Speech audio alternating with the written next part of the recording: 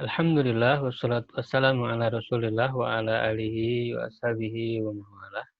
Ikhwah sekalian, alhamdulillah dengan izin Allah kita kembali berjumpa untuk sama-sama melanjutkan pembelajaran kita ya dari buku Metode Teori Kunci Membaca dan Memahami Arab Gundul. Di kesempatan kali ini kita akan membahas sesi yang ke-7 ya. Sesi yang ke-7 ini kita masuk ke materi yang kedua ya dari buku ini, yaitu judulnya adalah 3 langkah mahir ya membaca dan memahami Arab Gundul. Jadi sebelum lebih jauh kita membahas teori-teori kunci ya, kaidah-kaidah dari ilmu tasrif dan ilmu nahwu yang dibahas dalam buku ini, kita ingin mengetahui gambaran secara umum terlebih dahulu ya. Apa saja langkah ya yang perlu kita lakukan agar bisa membaca dan memahami Arab Gundul.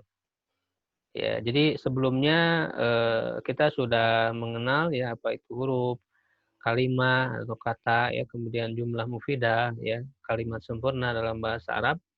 Ya, berikutnya kita mengetahui 3 langkah.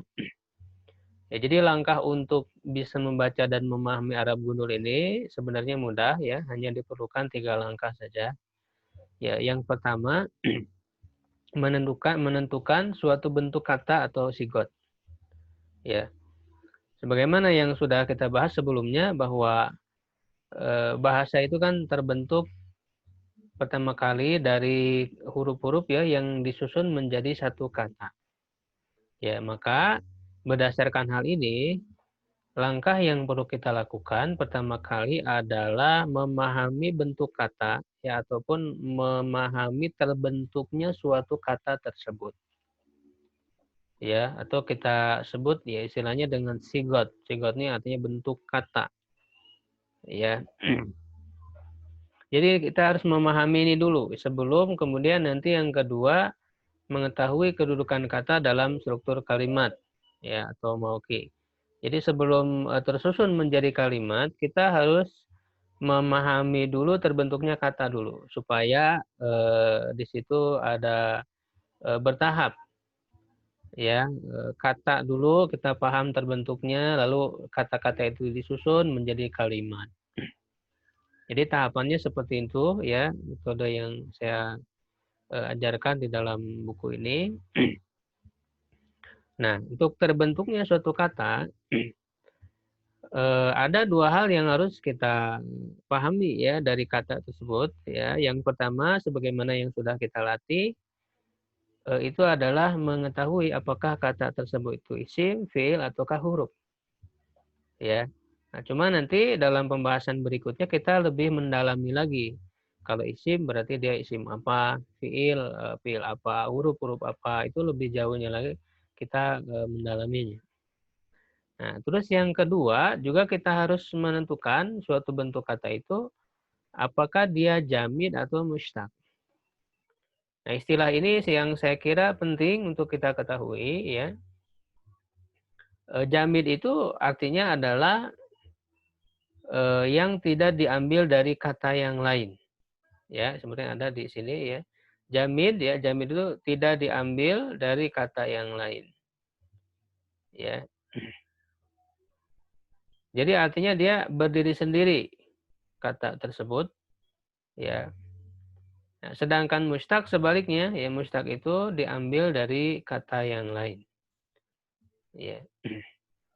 Jadi ketika kita menentukan suatu bentuk kata, apakah dia jamid, ya tidak diambil dari kata yang lain, ataukah mustaq, diambil dari kata yang lain.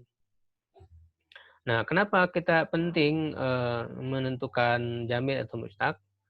Ya, karena kalau kita mengetahui kata tersebut jamid tidak diambil dari kata yang lain, maka kata tersebut ya cukup kita telusuri ya dari mufrodat atau dari kosakata ya yang ada di dalam kamus. Dengan membuka kamus itu sudah selesai. Misalnya kata kolamun. Kolamun itu jamid, tidak ada diambil dari kata yang lain, tidak ada pola-polanya, tidak ada pecahannya. Ya cukup ya dari kamus atau kosakata yang barangkali sudah kita tahu maknanya, kolamun artinya pulpen, sudah selesai. Ya, itu jamin tidak punya pola-polanya, tidak diambil dari kata lain. Nah, sedangkan mustaq dia diambil dari kata lain sehingga ada pola-pola perubahan tertentu dalam kata tersebut. Ya, begitu. Misalnya kata muslimun ya, kata muslimun itu adalah mustaq. Ya, dia diambil dari kata yang lain ya. Misalnya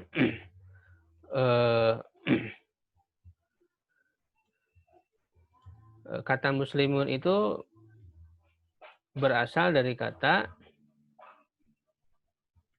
ya, aslama yuslimu misalnya. Jadi muslimun itu dia adalah mustaq yang punya yang diambil dari kata lain, punya polanya ya. Muslimun itu nanti dalam ilmu tasrif ya, sehingga yang kata mustaq ini tidak cukup dari mufradat ya atau di kamus, tapi harus kita telusuri dalam ilmu tasrif.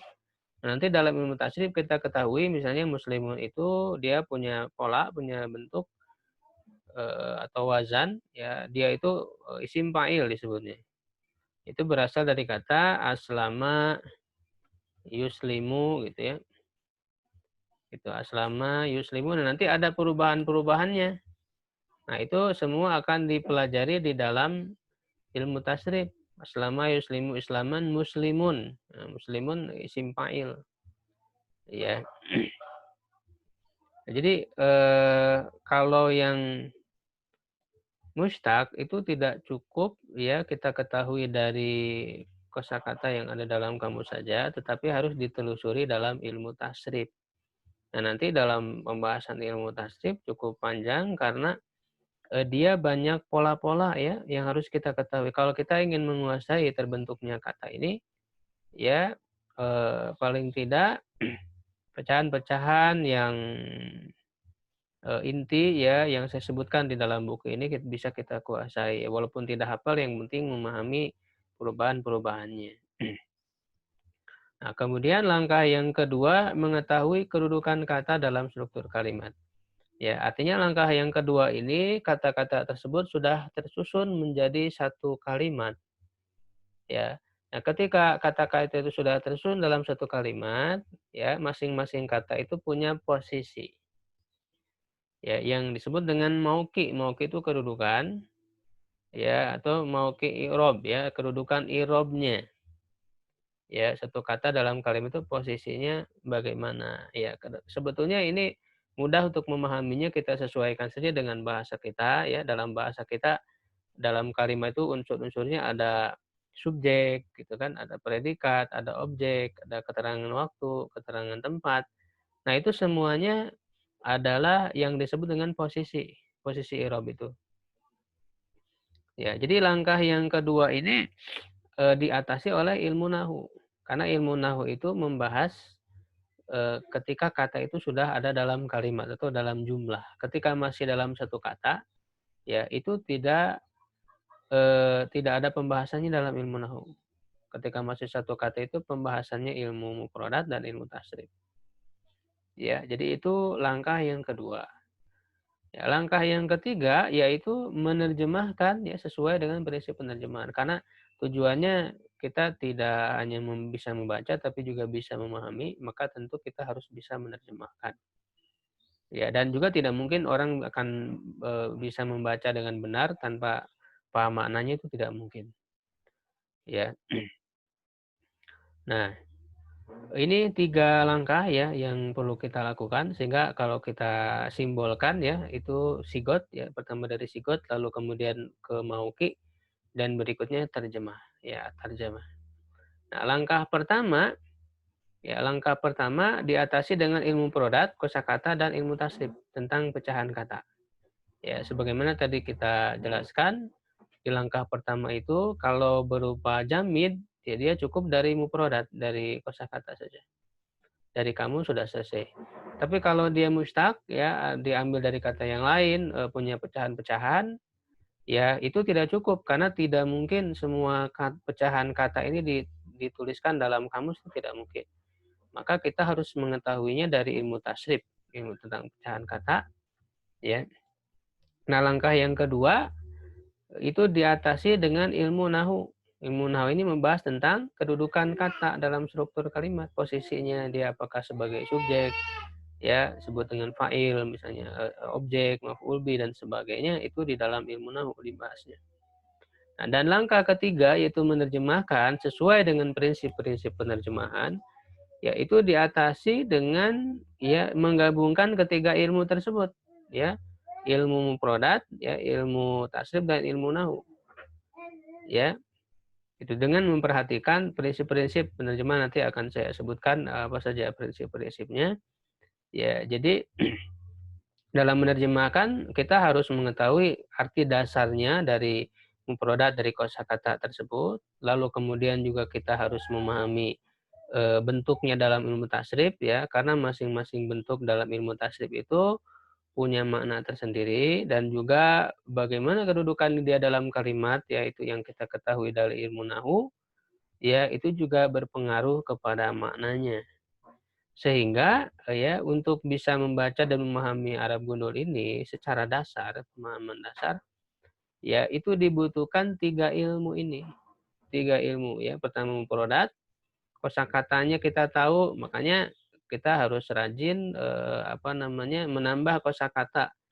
Kalau orang masih minim kosakatanya, itu akan kesulitan. Ya, yang kedua ilmu tasrif dan yang ketiga ilmu nahu. Ya, paling tidak dibutuhkan tiga ilmu ini. Ya.